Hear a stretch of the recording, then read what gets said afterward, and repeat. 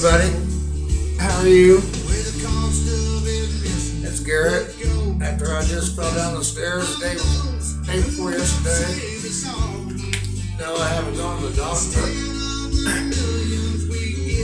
But I think I might.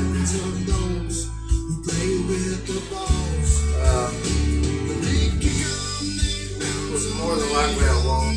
I need it. Anyway, I'm in a lot of pain. And kind of laid up with, I really,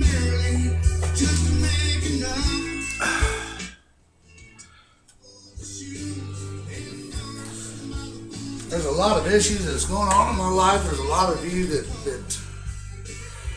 care. And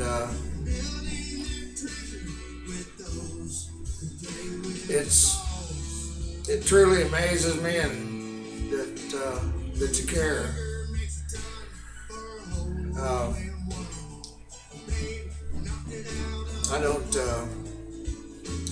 I don't write my songs or say or do the things that you guys feel that are good deeds. I don't do them, so I'll get a compliment because it's not who I am. But I tell you what, I can't believe that, the Jill Stephens, the Jan Kors, Yvonne Michelle, Angie, Ruthie, Kathy, Cloud, Mama Teresa. I can go on and on about all these people. And, Jerry Taylor. Jerry Taylor is cool. Gerald, Herod, John Ray Rodriguez, Millie, I love you. I love you, Millie. Millie Caban. I think it's, I call her Millie, but I think it's Milan Caban. Awesome chick. And just so many of you that have become my friends. We've never met. I hope that I meet you all one day. That would be, I'm talking to a camera here and I'm talking to a camera here. Because I've got like 5,000 friends and I don't know any of you guys. But I feel like I know each and every one of you. As far as how it warms my heart, But there's a few things I want to touch on. You guys have been following me. A lot of you have followed me through the Bradley Harbor, Bradley getting in. And I just got to talk about some things about this. I don't have any pain medication because I haven't gone to the doctor. So yes, I'm having a drink. And so. As far as I want to touch on this fall that I had down the stairs. When I fell, I thought that I've been drinking too much, and I thought, this is God's way. Between everything that's been going on, this is God's way of telling me, you know what, you need to lay the bottle down. So I wrote that song, Lay the Bottle Down. Well, the very next morning, stone cold sober, I went upstairs to use the bathroom and come down. And they got this piece of wood that goes right in front. And he says, well, that's what keeps the cold air or what. I'm like, dude, you put something on the bottom of the door that stays with the door. You don't put something. Anyway, I almost fell down the stairs again, stone cold sober. So, but anyway, I got a good song out of this. And now I'm laid up. I got to start a job tomorrow morning, and it's a very physical job. And I can turn my head like this, and I can go. It's about to hit. My ribs are broke. A man knows when they've got got a broken bone, and I've got broken bones. But I ain't got the money for it. I don't want to. They're just going to tell me to do what I'm doing. Put some ice on it. So anyway, enough of that. You know, I'm sitting here with Marilyn. Hi, Marilyn. Say hello. Isn't she beautiful today? You pretty woman. Pretty woman. Isn't she just gorgeous? Bless her life. I mean, God, her life was blessed. The Kennedys got her, though. Read the book. They got her. Peter Lawford. Anyway, there's a few things I want to test you, because you guys know the Bradley thing. I've known him for 18 years. 18 years. And when he became homeless 4 years ago, his mama died 7 years ago, and anyway, when he became home, I just thought the guy was just great. And you know that, how much my heart, I've got videos to prove how much my heart I just love this man. Never knew why. And when he gave up, I was the one that wouldn't throw the towel in for him. That's all. You know, I wanted I met him, didn't even know he played music because he was too busy listening to mine. And he started playing, it's like, my God. So, anyway, I just want to cut to the quick. You guys have seen what I've done for this man. When you pull somebody out of a hole, you know, if they keep pulling back, you're going to lose grip. And I lost grip a lot of times. But I've taken him to my home, got him a job. I have many times, 5 or 6 times. You can ask the 5 or 6 ex-girlfriends I got because of me bringing him to the house. And the only time I ever started asking for money was when we was trying to get him an upper plate for his dentures. And I asked for food. And anyway, they said that I started taking money that people were sending him to my address. And I've got Kelly Yeager, I've got his brother, everybody knew I never asked for money. If there's one person out there right now that says that you sent me money to give to Bradley, step up. I want to know who you are. Sandy Barnhill sent $25 for his teeth. Nobody else sent anything, so I spent it on Bradley, and I told Sandy. Mike and Stephanie Drast, they came through Nashville. They didn't drive here from Washington like it's been said that they gave me $3,000. No, they were driving through Nashville, going to a job down in Alabama. And they stopped at 11:30 at night. I got video to prove it, and gave him $300 for his rent. The next morning, the church that Mark Hendry provided said they're going to pay his rent. So I called Mike and Stephanie and said, okay, can I go get him a phone? Can I get him clothes? Can I hook him up? Because we just got him off the streets into a house. And they says, Garrett, do what you got to do. I think I spent $271. And the rest, I put 15, maybe 10 or 15 bucks in my gas. I took all day to do this. The bottom line is, I never took from that man. You can't take from the homeless. They have nothing to take. And nobody sent him any damn money. So any of you that says that you sent money, I'll tell you what, you step up to the plate. And you know what? I will stand corrected, or I'm going to kick your ass because you know you're lying. Enough about that. The bottom line is, and he started saying that, you know, here's the deal. He was homeless all this time. All this time he was homeless. And he never said, Garrett, help me off the streets. But you know what? He asked for me to get him off the streets. And he was tired of drinking. He don't want a beer no more. I got videos to prove that. And I didn't shoot these videos to prove shit. I shot him because I love this man. I wanted you guys to meet him. That's it. You know, it takes getting up at 5:30, 4 o'clock in the morning and do what I got to do for myself before I could sneak out because my girlfriend didn't like him. So I had to sneak out at 6 o'clock because that's when they start selling beer, and I could go spend some time with my buddy and just see how he's doing. And yeah, get him a beer, some cigars. Get him a couple, 5 layers from Taco Bell. And I'm talking every damn day. Nobody was sending him any money.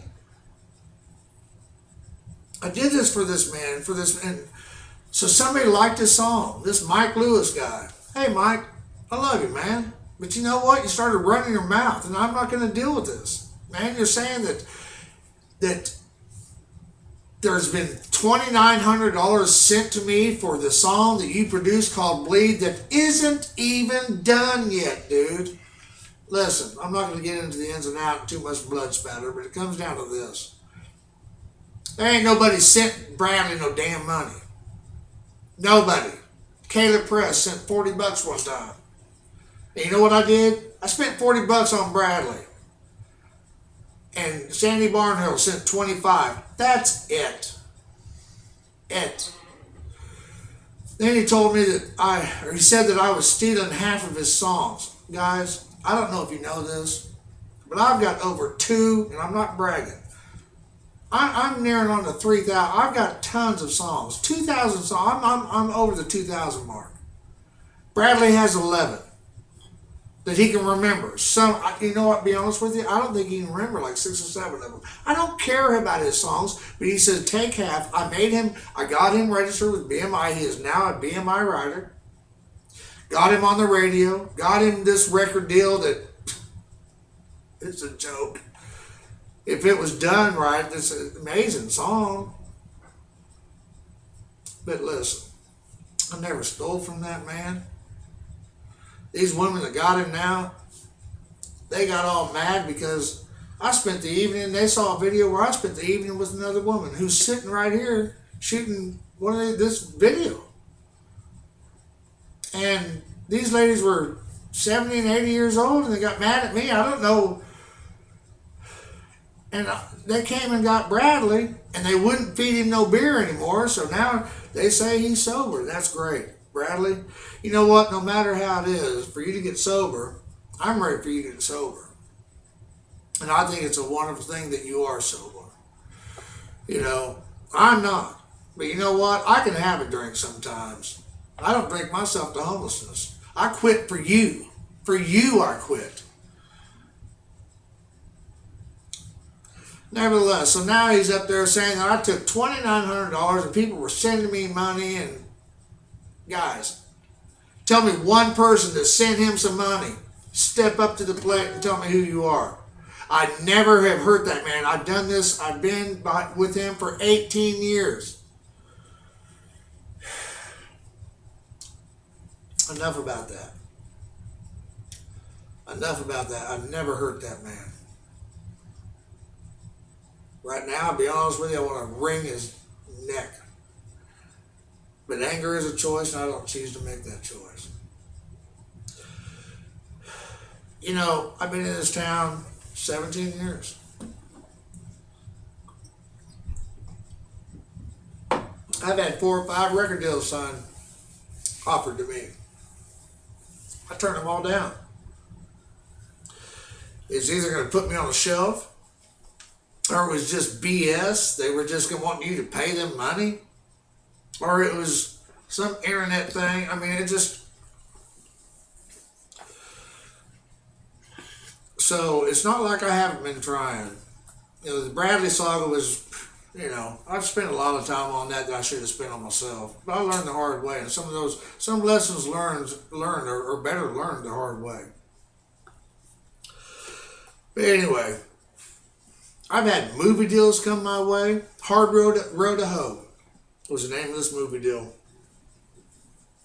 And it was Music Row, A Hard Road to Hoe. Brought to me by, I'm not going to drop their names, but it was Universal Studios out of Orlando. They flew me there to stay at the Master Suite and all this stuff. And it was a lot. The guy, and it was going to be a Christian movie.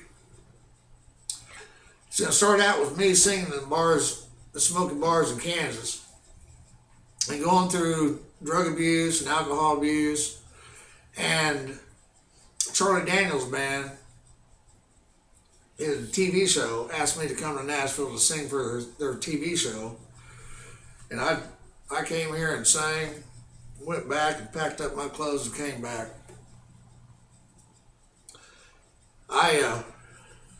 Like I say, had right off the bat, I was supposed to open up for Alan Jackson and Country for Kids. I won't name his name either, but you know who you are. The same guy that took me under his wing from New York, New Jersey area, comes here to town, finds me down Lower Broadway, and I'm in there singing my songs, and I'd been 3 days in a row doing 3 doubles, 12 to 5, 5 to 9, 3 days in a row. My voice was gone.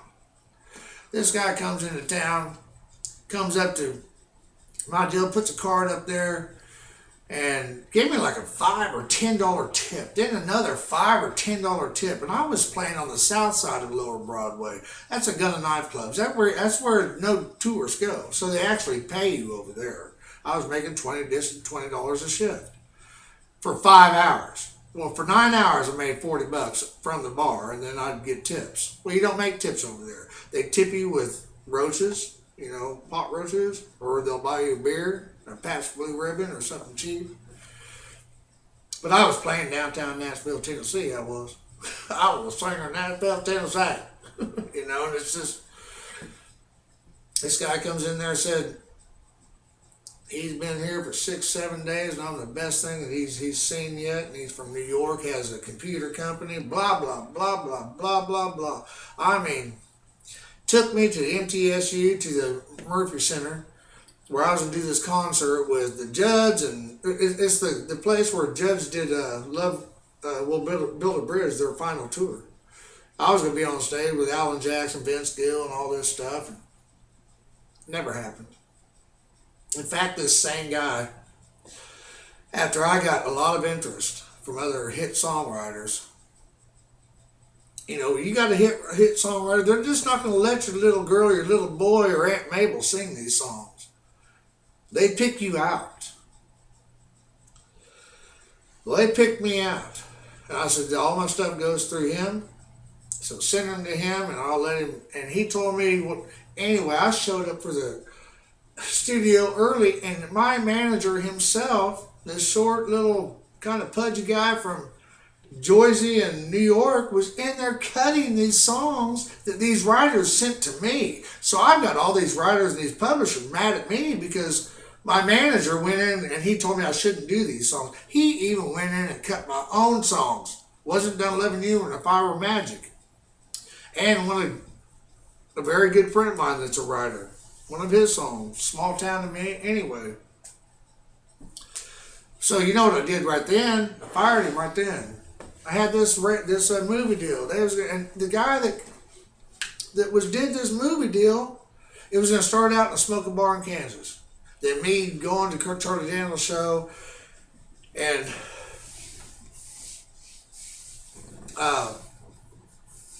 going through the struggles here in Nashville through drugs and alcoholism, because it's a very frustrating business. And we're playing in bars, so if you stay in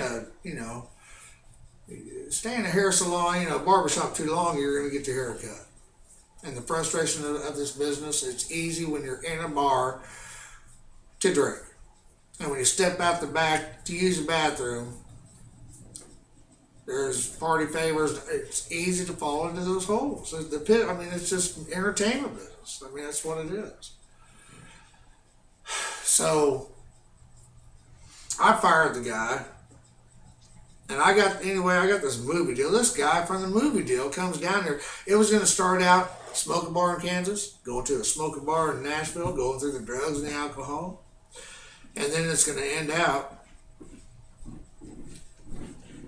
with me going to rehab, which I've done. I did. I had to go clean out the tool drawer and find new tools. But it was gonna show all that, and then it was gonna end out because I started writing a bunch of spiritual songs. The movie was gonna end out me finding God through rehab and singing at a sold-out Coliseum, singing songs for the Lord. I thought, man, this is great. But who's going to come to this movie? My mama has passed on, and nobody else knows me. So they're like, no, man, it's about country music. It's about, it's about God. It's about finding yourself and never giving up. And so, sure enough, I went for it. The guy that was heading the whole thing out, he comes back, and I was doing a TV show for Nashville Star at the Hotel Preston. He comes in and buys everybody everything and is going to take me. Well, by that time, because of issues, me firing my manager, I had started drinking again. And this guy, for this Christian movie, Christian-based spiritual and inspirational movie, comes in and asks me if I can score him some cocaine. And you know what? I did. I don't know why I did. Well, I do know why I did. He asked me to do it, and I'm the man in control. And I'll be honest with you, as soon as I got that stuff and I gave it to them and they started going off to the bathroom, I literally, inside the bar, the crow's nest, it's shut down now, inside this bar, I literally, I started crying. But I stopped right away and got mad. All madness starts with sadness. And I was very, very sad. So, nevertheless, that wouldn't belly up. I blew my top. I'd asked Billy R., I asked Hank Beach, I asked the older guys, what should I do about this? This Christian-based movie wants to shoot this, and I was going to get everybody that I knew in on this movie. Everybody. You would have been in on it. And Marie, you would have been on it. Everybody I knew that was good or bad, but still had the heart. They said I had to pick and choose. I can pick all my friends, whoever. I was the cat's meow. I was a hot thing in town. They come here and just paraded me all over the place and did all these. And it was a bunch of, sorry if there's any kids watching this, but it was a bunch of bullshit. It was a bunch of lies. So, that went to the void. I could go on and I'm not going to. Then I had this production company in town. Another deal, it comes down to, the casting couch, they got plenty of them here. And I'm not knocking Nashville. I think if you knock Nashville, you know what? That highway you brought into town, that's the same highway you can take. You can leave. If you want to bitch about Nashville, get the hell out. So I'm not bitching about that, but anyway, this was one of those, and I made a joke one time to one lady, KK Prophet. She's been on the road since the 80s. And she was asking me, well, why did you sleep with her? I said, well, if I got to the top, then I got to do it. I'm hungry. She goes, well, if you're going to fuck your way to the top, sorry, at least find the top first. So I thought, you know what? So anyway, there I was, put back in my chair again, and then this TV show comes along. Music Tennessee Style. They're going to make me a star. And it was all about, they had a singing, a songwriting contest for the same name. I'm like, so the name of the song's got to be Music Tennessee Style. I'm like, how can you can't do that. And I just thought, well, if you think about the listener, have you heard the news? Have you heard the buzz going around town A bunch of ooh-la-las getting down to a brand new show, kicking up some steam. They got Robin rocking to Delta Dawn with a set of pipes on a kicking song. So come on, everybody, follow me. Listen to the guitar strings, bass and drums and everything, and bet your bottom dollar will plant a big old smile. Country, rock, and rollin' pop, enough to make you wanna stop and listen to the music, Tennessee style.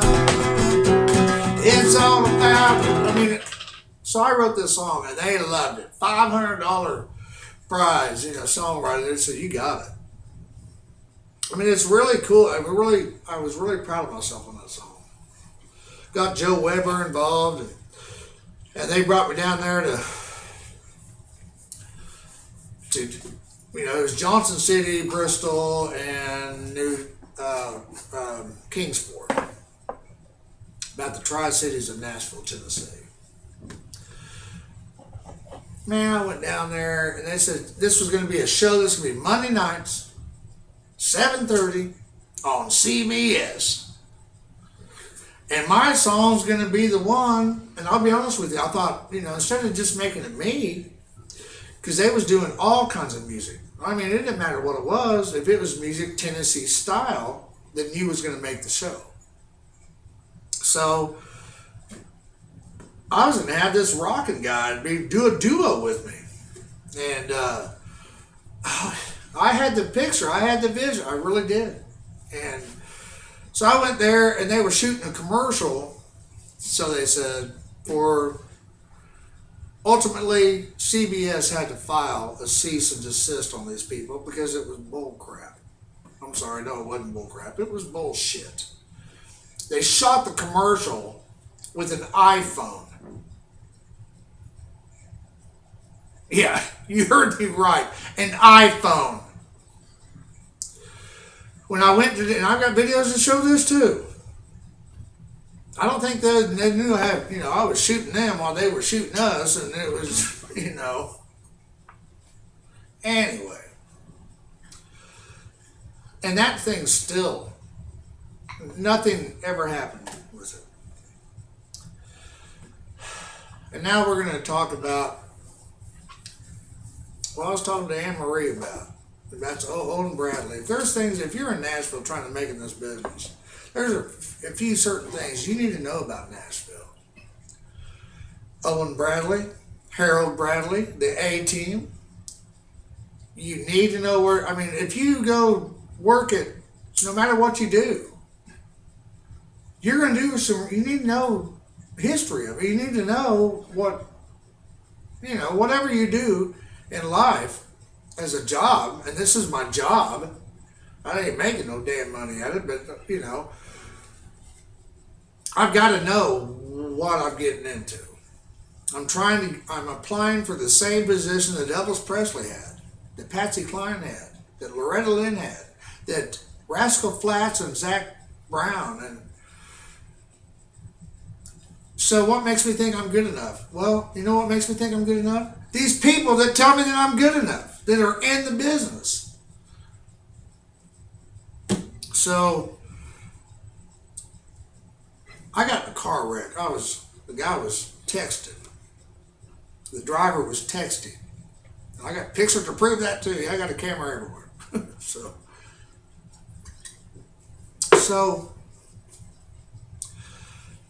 I got in a car wreck, and I was living at a house provided by my church. And it's just because I came down to my luck, and I really needed a place to stay. And they said, just stay here, $80 a week, blah, blah, blah. And so I'm staying in this house, and I go out one night, get in a car accident with this guy that was texting on the phone. I was a passenger, broke 5 ribs and blunt force trauma to the sternum and contusions of the abdomen. While I was laid up, I couldn't even get out of bed. I couldn't move, and not one of those people from that church came to ask how I was. I couldn't stay in the hospital. I have no insurance. I couldn't afford any kind of pain medication. I have no insurance.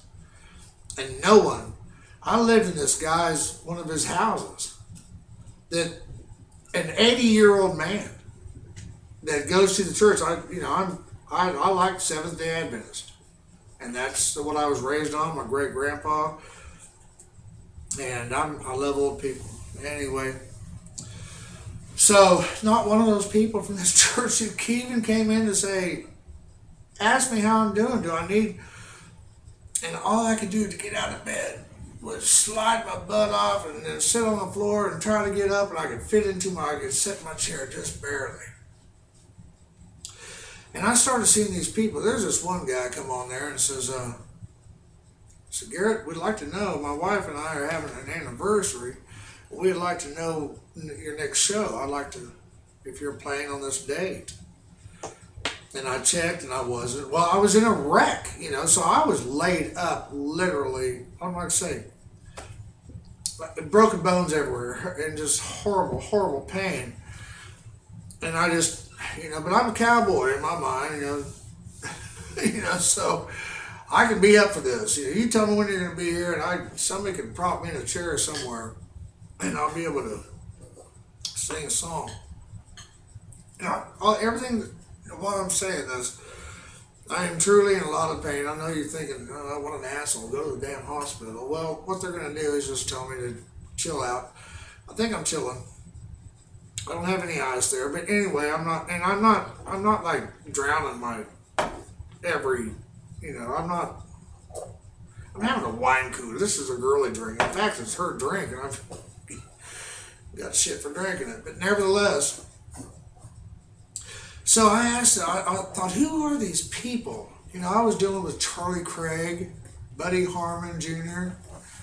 Buddy Harmon was the drummer for the A-Team, if anybody knows anything about country music. If you don't, shut your video off now and pack up and leave town. But, so I was sitting there, I could lay there in bed, and there was one time I couldn't write new messages.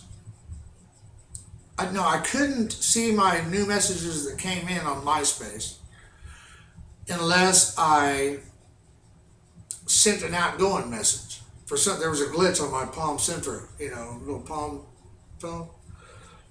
And so I thought, well, I just need to send some messages out. And I'll try to shorten this up as much as possible. But I sent a message out to Georgette Jones, knowing that she's not going to answer. But at least I can send it out, then I can go back to my new messages. Because it said I had like 5 or 10, So,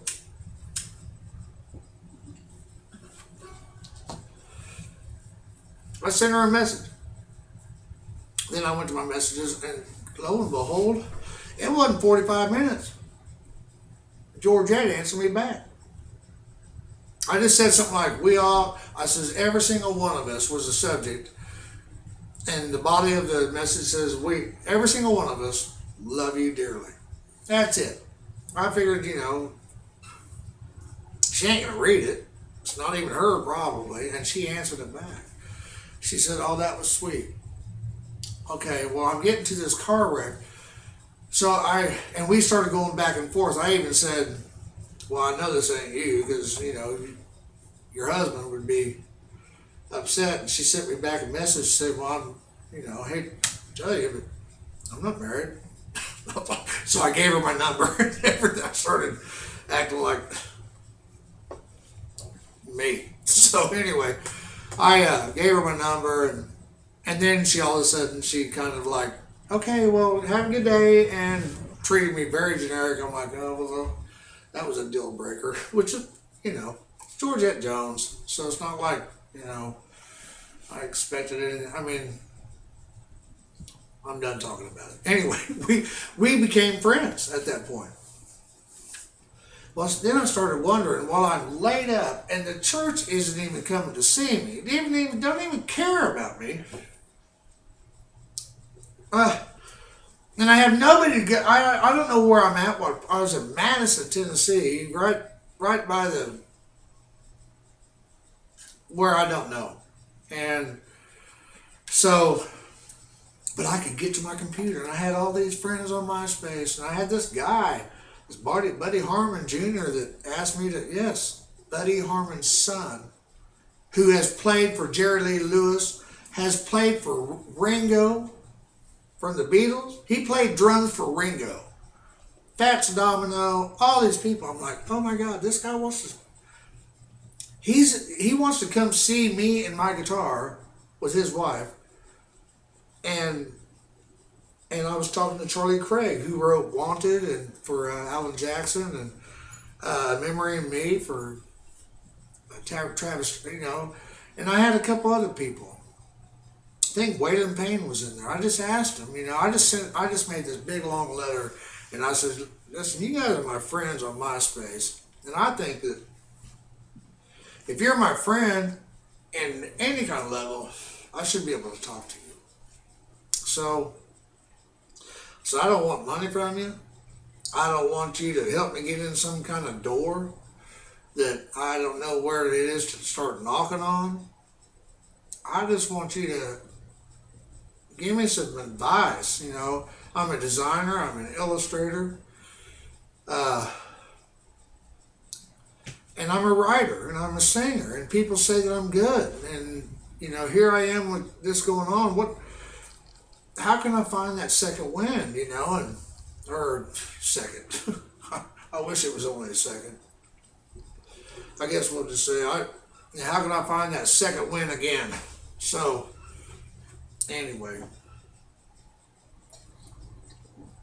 I wrote that same letter to like 10 people that was in the business and had great success. And I thought, I'm not going to get a response. Charlie Craig was the first one to say, for 11 years, Bring On the Night. He pitched it and pitched it and pitched it and pitched it, and finally, after 11 years of pitching this one song, Alan Jackson did it and took it to #1.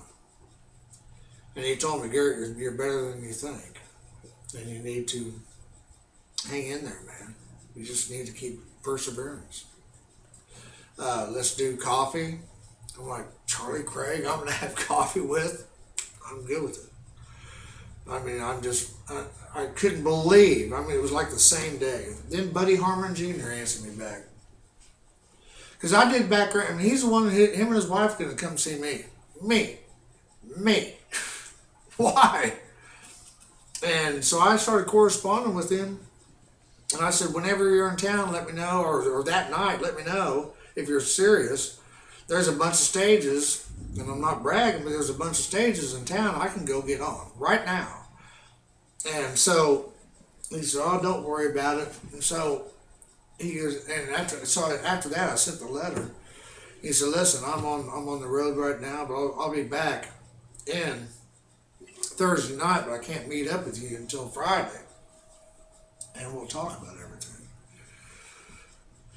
And I just couldn't believe this guy had that kind of clout. His father was Buddy Harmon, the guy, the drummer on Pretty Woman, on Crazy, on Coal Miner's Daughter. He was Buddy Harmon. So he says, well, listen, he goes, you're a songwriter. I got an idea for a song. He goes, I want you to write a song called Thanks to the A-Team.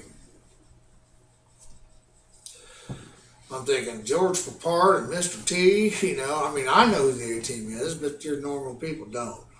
So, but that's Ray Edenton, Pig Hargis, Floyd Kramer, Gimbal a little bit, Chet, not too much as Grady Martin. That was the A-Team. So, how am I going to mention these guys' name? None of us know them. The majority of us don't know them.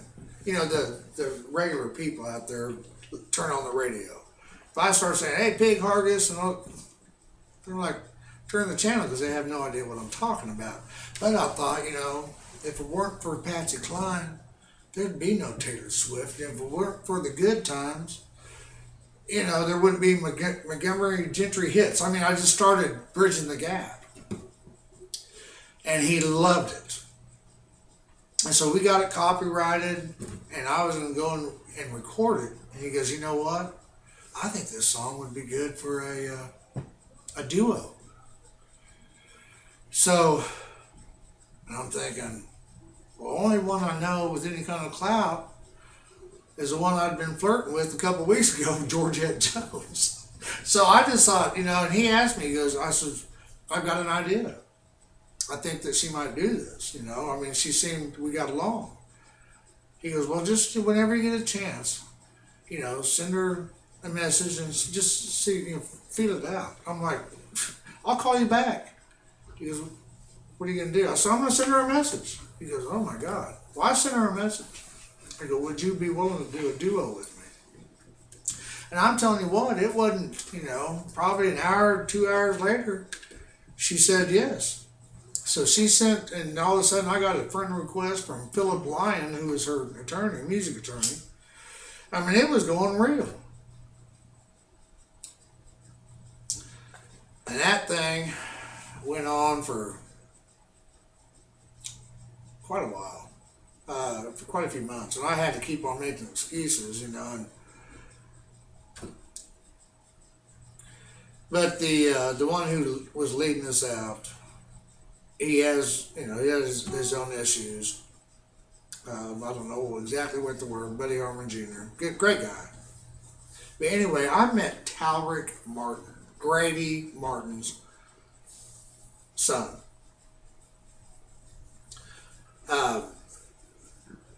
But that thing, it just went belly up. I could go on and on and on and on and on about all the deals that have come my way that turned into just crap. And I'm not doing this because I'm mad at anybody. I'm not, I just, I'm a very, very, very ultra sensitive guy. I like my new hat. And Marie gave it to me. Pretty nice, huh? Hi, Marilyn.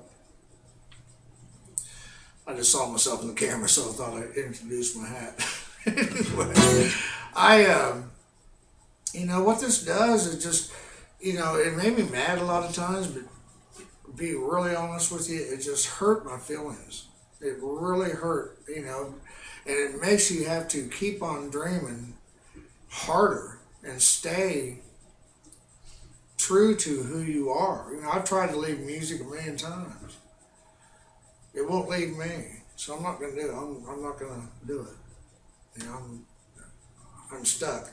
So, but anyway, I guess, now, I went to Goober's funeral,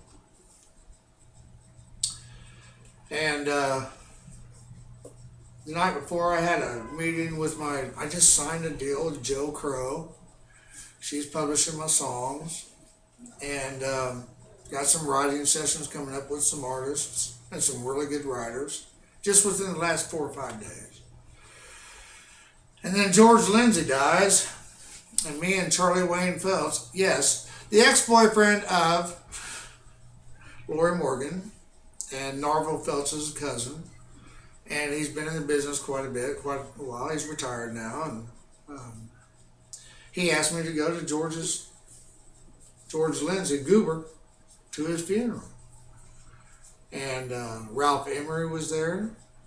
Ray Stevens was there. I mean, it was just awesome. Well, he shows up to pick me up, and I had a fifth of early times or something cheap and good. Anyway, we went to the funeral and shook a few hands, and of course laid Goober to rest. What a life he had, But anyway, so I afterwards, the night before I had gone out, with my publisher, and there was a little bit, I didn't think that I had a hum anymore. So at the time, nobody, anyway, I was just, anyway. So instead of going back to the place where I was living, I went over to Charlie's house, and we were writing, having a good time, drinking or whatever, and I fell down the damn stairs. And it wasn't, the very next morning I got up and went up to use the bathroom, stone cold sober, and almost fell down, because they had this little strip going across the damn bottom. Nobody puts, that stood up that tall, and so I fell down, and I broke my damn neck, and I broke my ribs. And they're like, well, you haven't been to the hospital. How do you know they're broke? Well, I'm going to tell you right now. When you have a broken neck and broken ribs, you know it. And I know it. And now I got a job. I'm going to tell you another real quick story. I met this woman on MySpace 4 years ago that worked with GAC, CMT, Mercury, Sony, Cure, Arista, gonna make me a star. And it was a total lie. I could go and on, and I believed her, but then all of a sudden she has liver failure and she's gonna die, so I stayed with her, and a lot of you know about her, and she's a good woman, but the whole thing was based on nothing but pure, I can't believe you lied about this kind of lies. And I had just got out of that relationship, and I'm out of it now. But I'm the kind that, it's hard to let go if you keep hanging on. And so I'm going through that. I'm going through the Bradley bullshit. I can't believe this guy is saying, he even said, I've got it on video where he says he was in Ecuador and San Salvador, and he was on his back in Iraq at the war, and he was bayoneted dying, and he wrote the song Bleed. He's never been in the service, and I'm not trashing Bradley. I'm just, you know what, to be honest with you, it just makes me like I believe anything. That thing ain't even running. Ain't even running. Well, that one is. So anyway, I'm just at a point in my life right now that, I really lean on my Facebook friends. I've become really good friends with so many of you. And I'm going through a really hard time. I've just left a relationship. I'm living in a complete new place. Just got this new job. And now I'm falling down these stairs. I just signed this publishing deal. And, I'm excited about a few things, but meanwhile, back at the ranch, it's just, it's getting slim pickings. It's very, I'm having a hard time. And I'm not asking for no damn money or nothing like that. I'm just chasing this dream. Is truly a nightmare sometimes. But I've made $300,000 a year. I've owned almost a $500,000 home. And there's been time I was couch surfing that I was happier then than I was back when I had all that. I'm happier now than I was then. And that's what's wrong with me. I'm left-handed, and I'm a very opinionated, for the lack of a better term, asshole. I'm very sensitive. And anyway, so there you have it. I really appreciate each and every one of you. And I'd love to play you a song, but I'm not sure which one I'll do. Which one would you like to hear? Which one would you like to hear? I know which one you want to hear. What about you? I know which one you want to hear.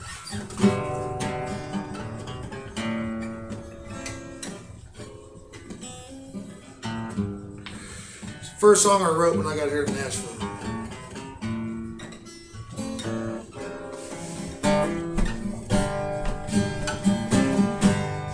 How many roads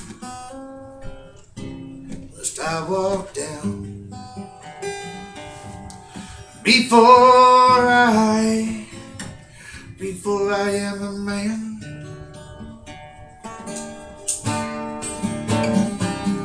I'm still searching for my home, hopelessly hoping all alone. How many towns must I play before you come my way? Well, maybe the city is where you'll be. Maybe the end of the rope, that's where you'll find me.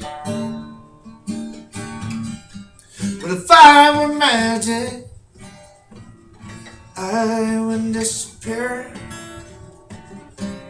If I could fly away, I'd be right there.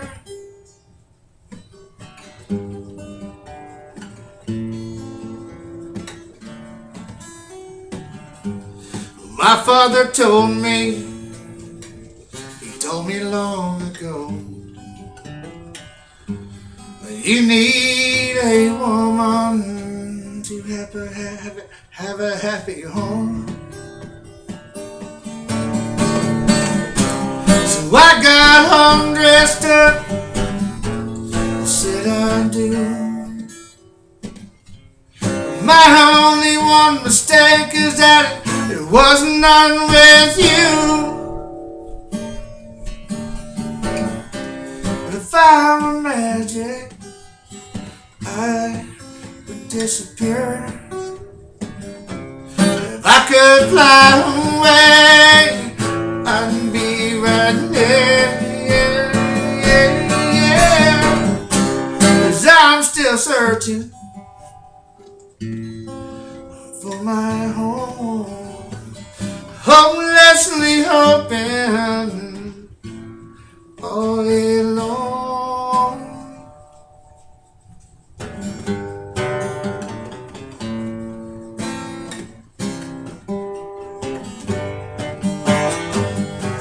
If I were magic, I'd be right there.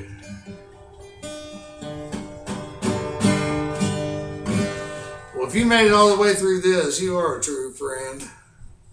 And I'd love to hear something about you all.